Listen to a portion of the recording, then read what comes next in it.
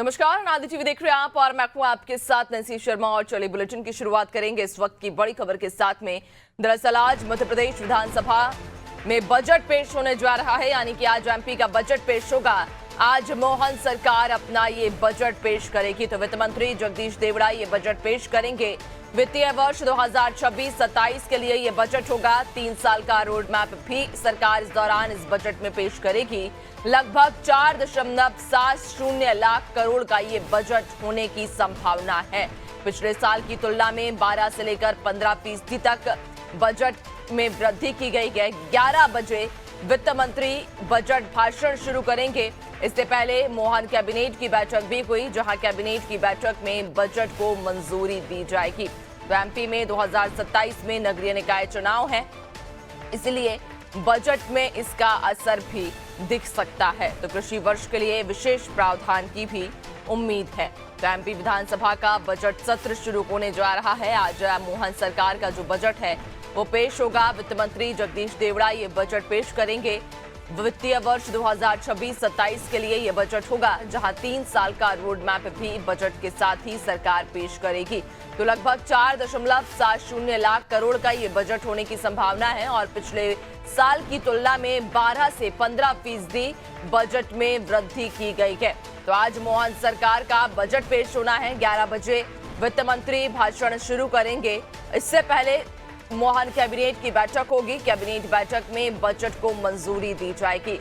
तो एमपी में 2027 में नगरीय निकाय चुनाव है, इसलिए बजट में इसका असर भी दिख सकता है। तो कृषि वर्ष के लिए विशेष प्रावधान की भी उम्मीद है।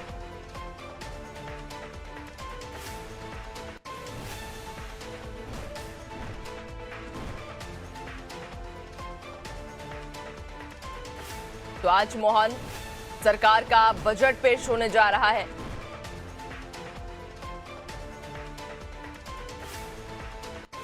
एमपी विधानसभा का ये बजट जो कि आज सरकार पेश करेगी, वित्त मंत्री जगदीश देवड़ा ये बजट पेश करेंगे। वित्तीय वर्ष 2026-27 के लिए ये बजट होने जा रहा है, जहां आपको बताते चलें कि इस दौरान सरकार 3 साल का रोड मैप भी पेश करेगी। लगभग 4.70 लाख करोड़ का ये बजट होने की संभावना है और पिछले साल की तुलना में 12 से 15% तक बजट में वृद्धि की गई है। तो आपको बता दें कि इसके पहले मोहन कैबिनेट की बैठक होगी और उस कैबिनेट की बैठक में इसे मंजूरी दी जाएगी।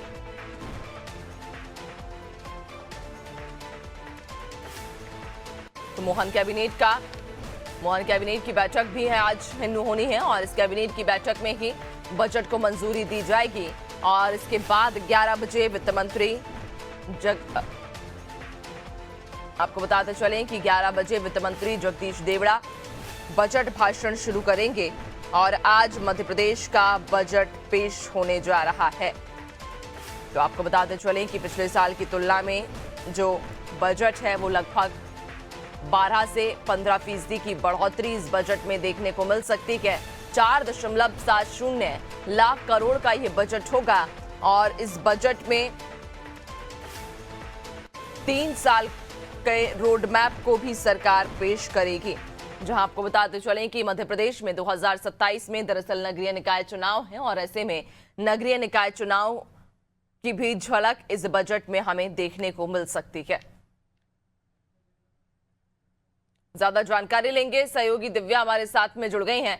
दिव्या, आज एमपी विधानसभा में बजट सत्र का तीसरा दिन है और आज तीसरे दिन ही दरअसल आज बजट पेश किया जाएगा। आज मध्य प्रदेश का बजट पेश होने जा रहा है।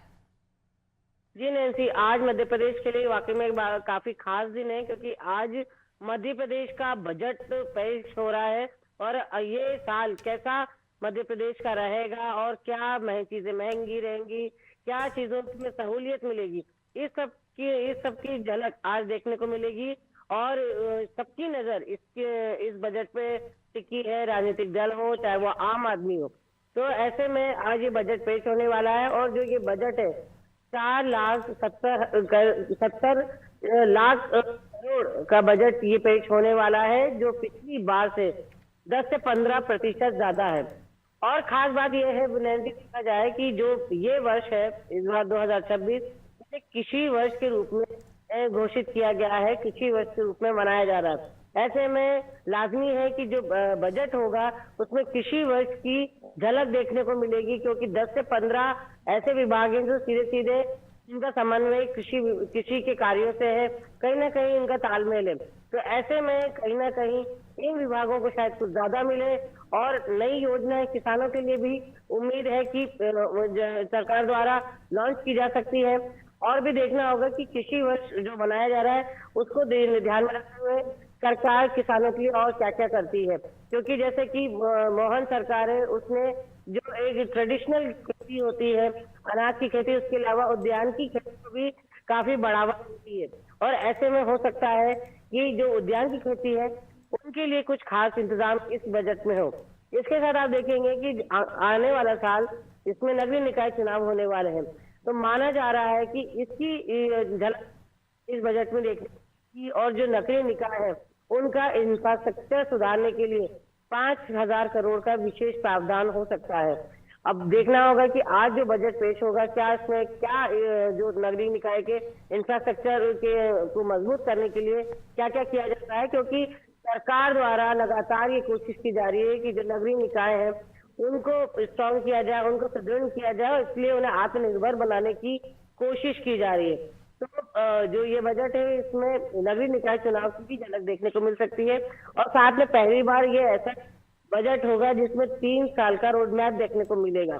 तो तमाम तरह की खासियत आज इस बजट में रहने वाली है। तकरीबन 11 बजे करीब जगदीश देवड़ा जो वित्त मंत्री हैं वो इस बजट पे अपना संबोधन शुरू करेंगे और मध्य प्रदेश के बजट के बारे में जनता को विस्तार से बताएंगे। और इसके पहले सुबह 10 बजे मुख्यमंत्री डॉक्टर मोहन यादव विधानसभा पहुंचेंगे, सारे मंत्री वहां पहुंचेंगे, और वहीं पे विधानसभा सदन में ही कैबिनेट बैठक होगी, जहां कैबिनेट में इस बजट को स्वीकृत करा जाएगा। तो आज ये महत्वपूर्ण खास दिन है, बजट पेश होना है। अब सबकी नजरें बजट पे टिकी है।